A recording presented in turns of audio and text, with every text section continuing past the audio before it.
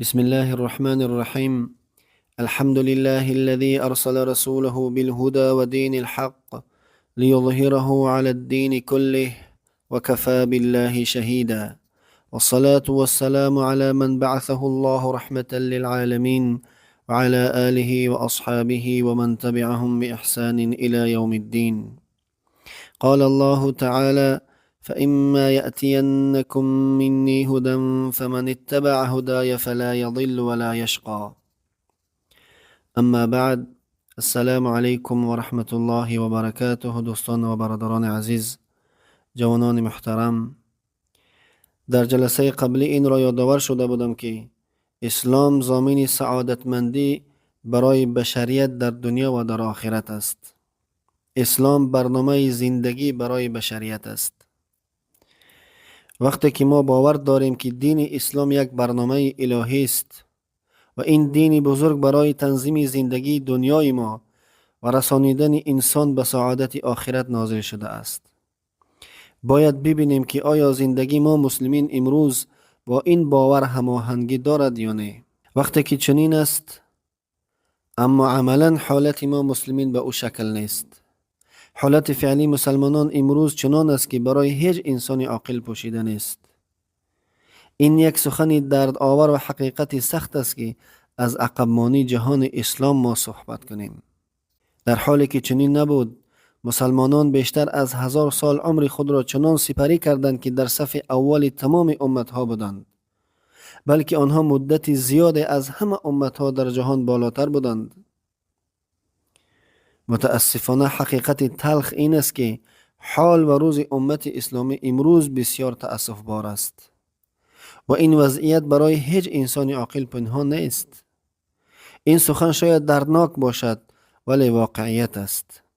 در حالی که زمان مسلمان ها بیشتر از 1000 سال در خط اول تمدن و رهبری جهان قرار داشتند، آنها نه تنها پیشتاز بودند، بلکه الگو و مرجعیت برای ملت های دیگر شمرده می شدند. امتی که بیشتر از 12 یا 13 قرن رهبری جهان را در دست داشت، به انسانها علم، اخلاق، هدایت، نوآوری، تمدن و سعادت را هدیه دادند. مسلمان ها برای نشر اسلام ابتدا از اخلاق، علم کار می گرفتند، نه از شمشیر. امت اسلامی برای مقابله با دشمنان اسلام قبل از استعمال شمشیر علم و اخلاق را استعمال نمود. هیچ کس را به زور مجبور به ایمان نمی کردند، چنانکه قرآن کریم برای آنها تعلیم می دهد، می فرماید: لا اکراه فی الدین، در دین هیچ اجباری نیست.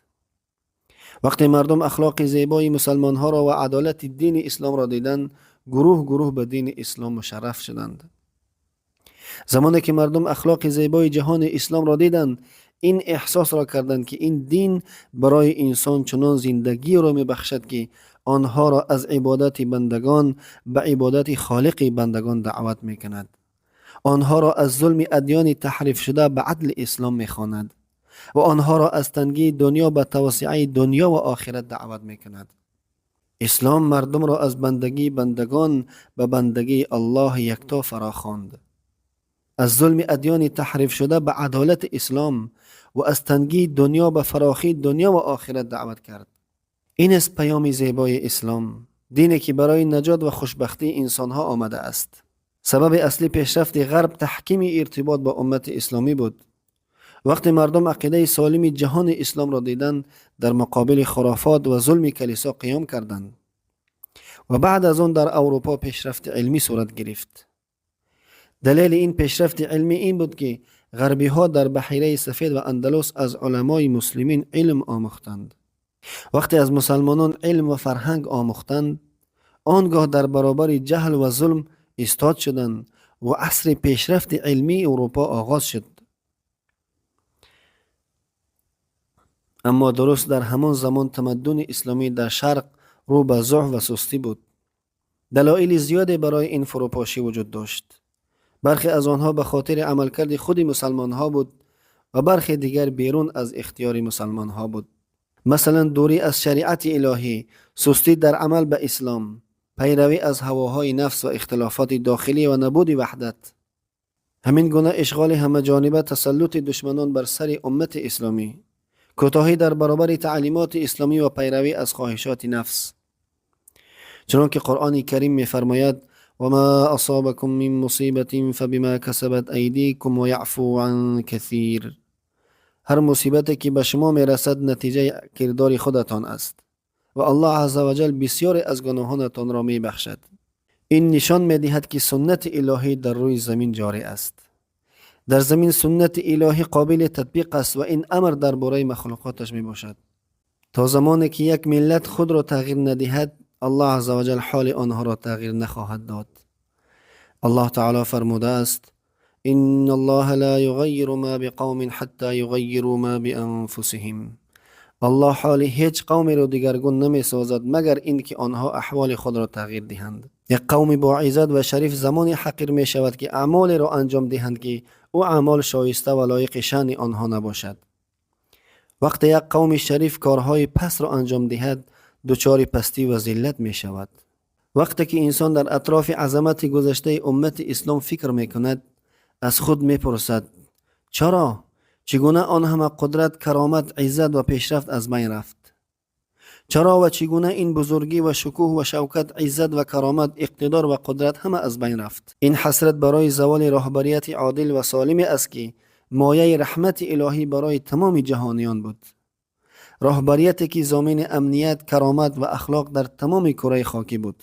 این حسرت است بر پایان رهبر عادلانه که ضامن کرامت و اخلاق در سراسر جهان بود.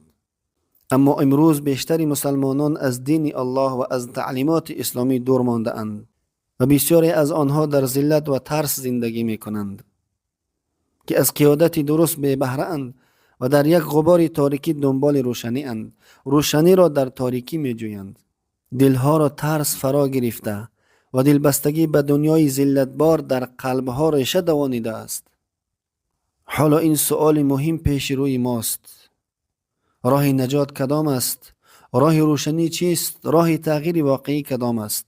اینها پرسش های اند که باید ما و شما برای اینها پاسخ پیدا کنیم. ما در این سلسله مباحث ان شاء الله با کمک و توفیق الهی به دنبال پاسخ همین پرسش ها خواهیم پرداخت. و در پایان این را گفتنی هستم: برادران و خواهران مسلمان، برادر و خواهر دینیم، ما وارثان یک تمدن عظیم هستیم، اما برای زنده کردن آن باید دوباره به همان منبع بازگردیم که آن تمدن از آن نشأت گرفته بود: قرآن، سنت، علم، اخلاق و اتحاد. بیایید دوباره برخیزیم با توکل به الله و بازگشت به سوی دین الله و با اصلاح نفوس و نیتها تا زمانی که خورشید اسلام در قلبهای ما روشن باشد. طلوع تمدن اسلامی دور نیست. و آخر دعوانا ان الحمد لله رب العالمین والسلام علیکم و رحمت الله و برکاته.